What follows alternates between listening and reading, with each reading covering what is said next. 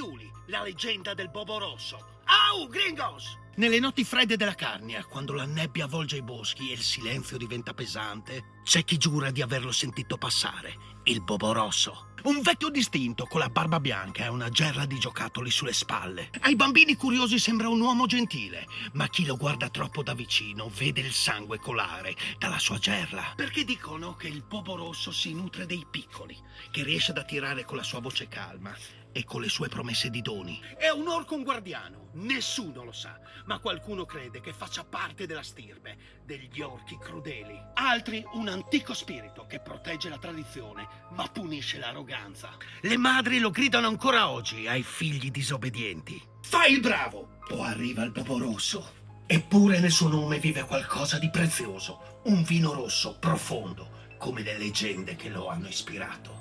Refosco Cabernet Merlot, un calice che porta con sé il profumo della Carnia e l'eco del suo mito più oscuro. Dolcezza e terrore, amore e paura. Il Bobo Rosso è la doppia faccia dell'anima umana. Un vecchio che regala sogni, o forse li divora.